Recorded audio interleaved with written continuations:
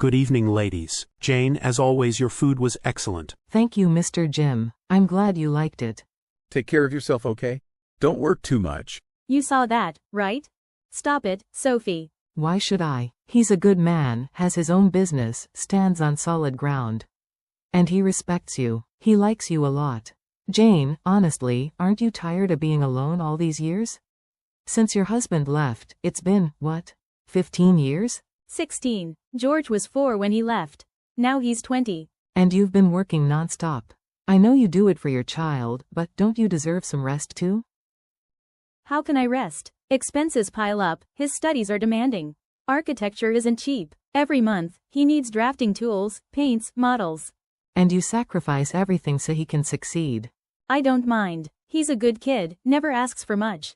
But I see how he looks at the other students, the ones who don't worry about money, who live more comfortably. And I wonder, am I being unfair to him?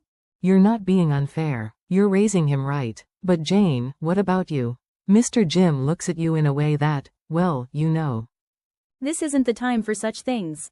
George is my priority. George is growing up, and you deserve to rebuild your life too.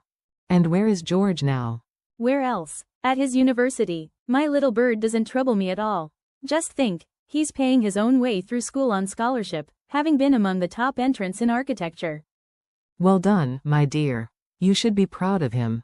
May he stay well. Galaxy Cafe bubbled with laughter, music, and conversations whose intensity far exceeded what their mundane topics warranted. Yours truly, George Chrysaphis, her little bird, hunched over my binder clip folder at my usual corner table, trying to focus. My pen hovered over the blank page like a satellite out of fuel.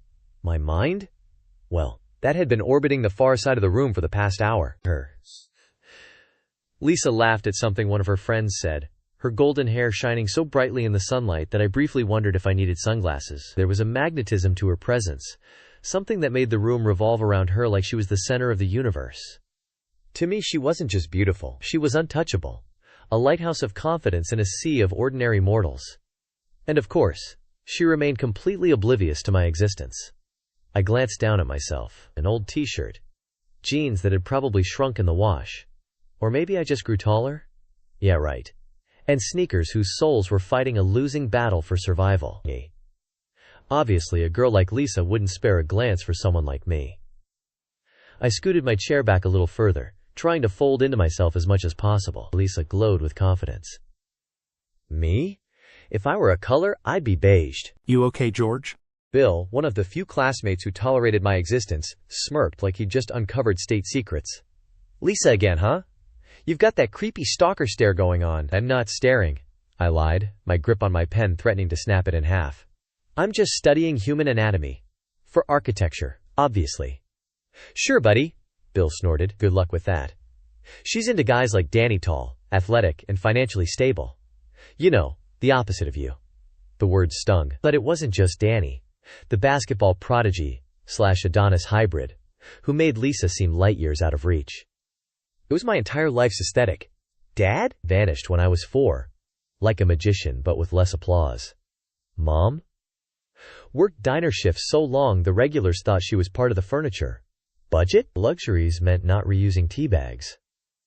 Lisa stood to leave, her golden hair catching the light like a shampoo commercial. She didn't even glance my way, which was fair, since I basically blended into the walls like human wallpaper. I watched her go, my chest doing that weird squeeze thing.